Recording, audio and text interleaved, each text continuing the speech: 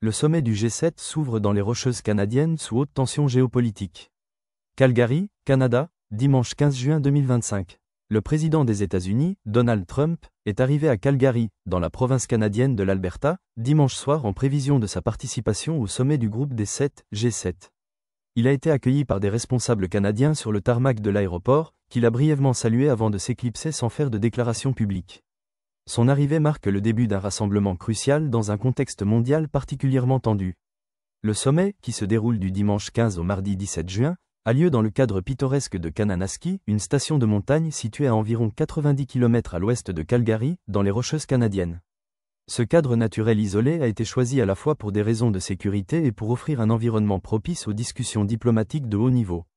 Une assemblée de puissances industrielles face à une crise mondiale. Le G7, qui regroupe les 7 principales puissances économiques démocratiques, Canada, France, Allemagne, Italie, Japon, Royaume-Uni et États-Unis, se réunit pour débattre des grands défis mondiaux. À l'ordre du jour cette année figure notamment l'escalade du conflit entre Israël et l'Iran, qui a connu une flambée de violence dans la nuit précédant l'ouverture du sommet, faisant de nombreuses victimes civiles et militaires. La guerre en Ukraine, qui entre dans sa 4e année avec des combats acharnés dans l'est du pays. Les tensions commerciales, notamment les droits de douane imposés par les États-Unis, qui continuent de susciter des frictions au sein même du groupe. La sécurité énergétique et la transition vers les énergies renouvelables, dans un contexte de dérèglement climatique croissant. La sécurisation des chaînes d'approvisionnement en minéraux critiques, essentiels à l'industrie technologique et à la transition écologique. Une participation élargie à des partenaires stratégiques. En plus des membres permanents du G7, plusieurs dirigeants invités de pays partenaires assisteront à certaines sessions du sommet, en tant qu'observateurs ou intervenants ponctuels. Il s'agit notamment des chefs d'État ou de gouvernement de l'Ukraine, du Mexique, de l'Inde, de l'Australie, de l'Afrique du Sud, de la Corée du Sud et du Brésil. Leur présence témoigne de la volonté du G7 d'élargir son dialogue aux grandes démocraties émergentes. Le Canada à la manœuvre, sous la direction de Mark Carney. C'est Mark Carney, Premier ministre du Canada depuis 2023 et ancien gouverneur de la Banque d'Angleterre, qui accueille le sommet. Connu pour son approche pragmatique et son expertise économique, Carney a déclaré que les priorités du Canada sont les suivantes. Renforcer la paix et la sécurité internationale, dans un contexte d'instabilité croissante au Moyen-Orient et en Europe de l'Est. Développer des chaînes d'approvisionnement résilientes en minéraux critiques, pour soutenir la croissance durable et réduire la dépendance à certains pays producteurs. Créer des emplois de qualité, en misant sur l'innovation, la transition énergétique et les infrastructures vertes. Toutefois, Carney devra faire preuve de diplomatie pour éviter des confrontations directes avec Donald Trump, dont les positions protectionnistes, son unilatéralisme et ses déclarations imprévisibles ont souvent tendu les relations au sein du G7. Arrivée des dirigeants internationaux. Le président français, Emmanuel Macron, est également arrivé à Calgary dimanche soir. Fidèle à son rôle de défenseur du multilatéralisme, Macron devrait insister sur la nécessité d'une réponse collective face aux conflits régionaux et aux enjeux climatiques. Le premier ministre japonais, Shigeru Ishiba, a atterri en compagnie de son épouse, Yoshiko Ishiba. Tous deux ont été accueillis chaleureusement par des sympathisants avant de se rendre à Kananaskis. Un sommet placé sous le signe de l'urgence. La dernière escalade militaire entre Israël et l'Iran, survenue quelques heures avant le début du sommet, jette une ombre sur les discussions. Des dizaines de personnes ont été tuées ou blessées, et la crainte d'un embrasement régional est plus forte que jamais. Un responsable du G7 a indiqué que les dirigeants prévoient de publier une déclaration conjointe appelant à la désescalade, dans une tentative de contenir la crise. Ce sommet du G7, bien que prévu depuis longtemps, se déroule dans un climat de grande incertitude et pourrait s'avérer déterminant pour la stabilité géopolitique mondiale dans les mois à venir.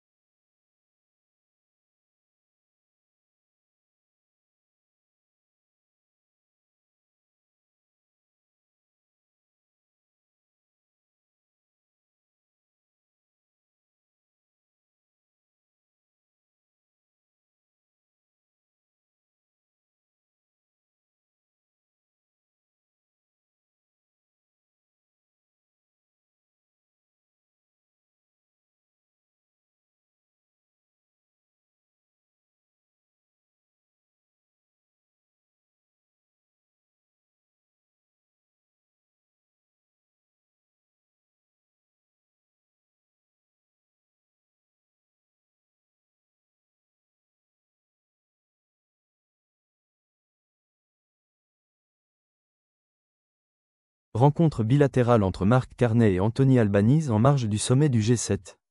Kananaskis, Alberta, dimanche 15 juin 2025.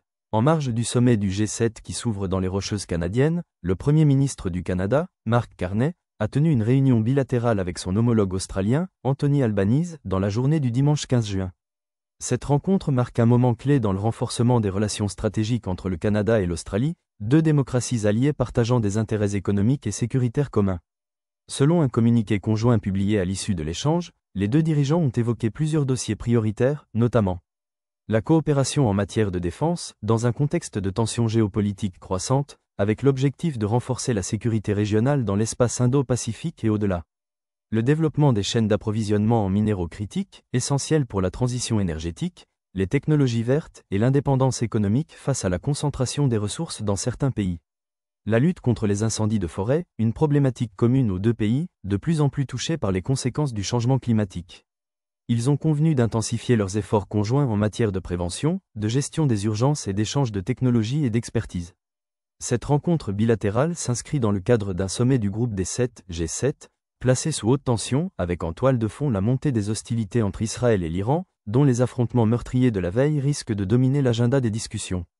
Le Canada, en tant que pays hôte du sommet, cherche activement à maintenir l'unité entre les membres, tout en évitant toute confrontation directe avec le président américain Donald Trump, dont les positions divergentes sur plusieurs dossiers clés suscitent la prudence des autres dirigeants. Le Premier ministre Mark Carney a réaffirmé ses priorités stratégiques pour ce sommet. Le renforcement de la paix et de la sécurité internationale. Le développement de chaînes d'approvisionnement résilientes pour les minéraux critiques. La création d'emplois durables et de qualité, notamment dans les secteurs de l'énergie et de l'environnement. Cependant, des sujets particulièrement sensibles, comme les tarifs douaniers imposés par les États-Unis, les conflits persistants au Moyen-Orient et la guerre en Ukraine, devraient peser lourdement dans les débats. La coopération canado-australienne, illustrée par cette rencontre bilatérale, apparaît ainsi comme un exemple d'alliance stratégique fondée sur des valeurs partagées et des intérêts communs dans un monde en mutation rapide.